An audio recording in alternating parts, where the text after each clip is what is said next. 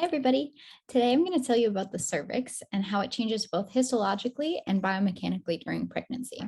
And I don't have any actual applications in mind for this, but I just think it's a really cool and dynamic biomaterial that could inspire some awesome ideas. So what I'm drawing here is a very simple model of the female reproductive system. So you have the uterus, which holds the baby during pregnancy, and the vagina is down at the bottom, and then this thickening of tissue in between the two is the cervix. And if we zoom in on that, looks something like this. Okay. So it's like a 3 to 5 millimeter thick section of tissue that is both connective tissue and muscle. But if we zoom in on its components, we can see that it's mainly composed of circumferential collagen, as well as water, glycosaminoglycans, cells, and elastin. So if we look at where the cervix is placed, we can see that it may have some different functions when we're in various states. So when not pregnant, we want to keep things out. I'm just going to start numbering these. This is going to be a lot to write. When you are pregnant, you want to keep the baby in. And I'm saying we, obviously not all of us can get pregnant. And then at the time of birth, the baby needs to come out. And then after birth, so postpartum, we're going to go back to that non-pregnant state. And all of that needs to happen in about 40 weeks time. So you can see that those are drastic changes in the function of the tissue. So at first we want to keep stuff out, then we need to bear a tensile load, and then we need to stretch or fail under tensile load, and then we have to return all the way back to the beginning. So that's a lot to change in a 40-week period. And in order to change those functions, we need different properties. And to get different properties, we have to change both the structure and the composition of the tissue. And as I mentioned, our main components of the tissue are circumferentially arranged collagen, water, glycosaminoglycans, cells, and elastin. But for the sake of simplicity, we're just going to focus on collagen, water, and cells. So let's just look at collagen first. Collagen can be thought of as a semi-crystalline fibrous biopolymer, and it has crosslinks that allow it to behave as a linear elastic material. But you can really just think of it like a twisted rope. So 3 individual collagen materials come and twist together the way that you would see like a rope is braided together. And it is there to resist tension, and it is strong, and it is stiff. And in a non-pregnant state, this is going to help keep things out. But during pregnancy, the load or the baby's head starts to push down here at that inner opening, and the circumferential collagen is going to be placed in tension because of that force. And that is the first line of defense to resist that load. It's the main structural source of both that strength and stiffness. But over the course of the pregnancy, that cervix needs to soften in order to let the baby out eventually. And in order to do that, instead of decreasing the concentration of the collagen over time, the organization of the collagen changes over time. So we actually want to increase the disorganization, make it more chaotic. And that's going to make it less stiff. And the way that that is done is by changing the diameter and the waviness, which are both results of the synthesis rate, but we won't get into that. So for waviness, think of like a crimped rope. So if you have a rope that's like this and you pull on it, well, first you have to straighten it out before you're actually pulling on the rope in tension, right? So it's the same sort of principle here. And over the course of the pregnancy, the collagen becomes less organized by increasing the waviness and increasing the diameter of the fibers. So if we do diameter versus time, we do waviness versus time, we find that the diameter increases linearly, actually according to this function here. And the waviness is not quite linear. It's a nonlinear function that I don't have time to write. But this basically amounts to an increased disorganization over the gestational period, which results in decreased strength and decreased stiffness. So that way it can stretch more because, it's wavier. So you have more room to stretch. And also the cross-linking between the chains starts to become drastically reduced. So there's less resistance to that stretching forces. Now, if we look at water, we find that water, actually the concentration fluctuates sinusoidally, and its purpose is to reduce friction. So if you think of all of these extracellular matrix components being in a little soup, the more water you have, the more sliding that can happen between the components. There's less friction between them, keeping them together.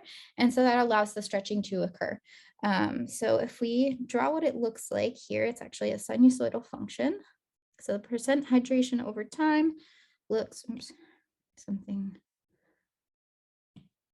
like this. And that actually they were able to mathematically model with this equation here. So it has some phase shifts and whatnot. It's actually a summation of two sinusoidal functions. And it looks like that. And then if we look at the cells as well, that's the last component I said we would look at. The percentage of the tissue that is composed of cells increases exponentially over time. So you can draw that as well. Again, percentage, time, exponential. So cells per time. Ta-da, exponential.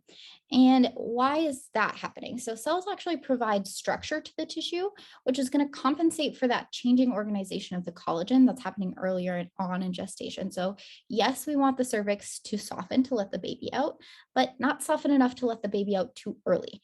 And so adding more cells kind of helps compensate for that strength and stiffness and ensures that the baby stays in when we want it to stay in. And all of these equations that I've mentioned so far are mathematical modelings from synthesized data available up to 2019. So the paper took data from all of these compositional papers and then synthesized them into mathematical models.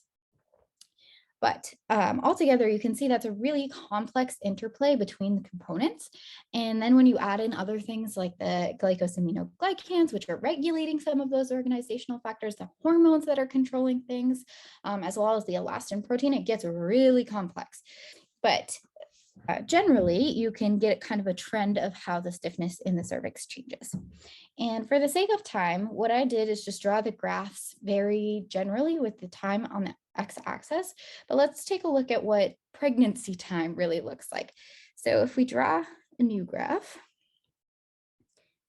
and we have time down here, and this will be gestational time. So from 0 to 25 weeks is called the cervical softening stage. And we'll put stiffness along this axis. And in kPa, that should be lowercase, but that's all right. I'll do 30 and 10. And so in that first 25 weeks, we have the softening phase. And so that is, like I mentioned, that collagen disorganization and the number of cells is increasing exponentially as well. So, but you can imagine, the exponential growth is starting a little slower, and the linear disorganization is going to kind of not be quite counteracted. So you get this softening here of the stiffness. But again, yeah, you don't want the cervix to soften too quickly or you risk premature birth.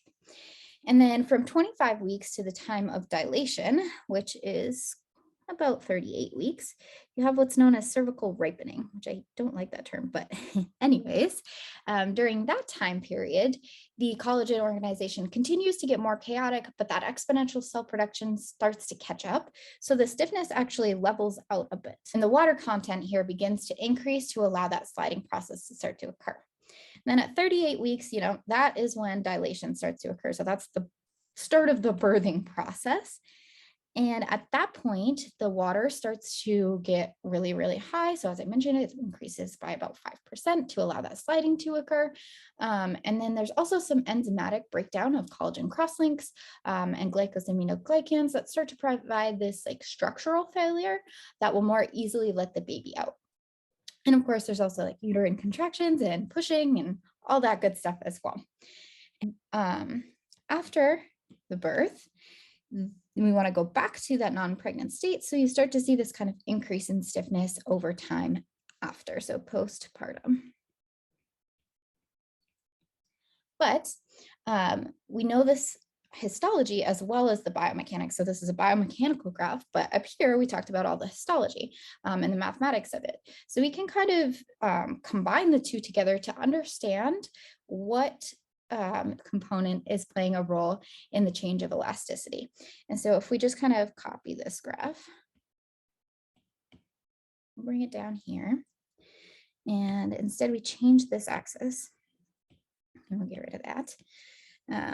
So we'll make this 0, -15, -30, +15, and we'll call this relative stiffness. And knowing that it's due to each part, we can see that the cells increase exponentially. The water is sinusoidal, but it is a really small fluctuation. And then the collagen disorganization in both the waviness and diameter decreases the stiffness. So you can see it's a really complex interplay of all of these things together. And there's so much more I would love to share about it, but this should give you a pretty good overview of just how amazing and dynamic the body can be.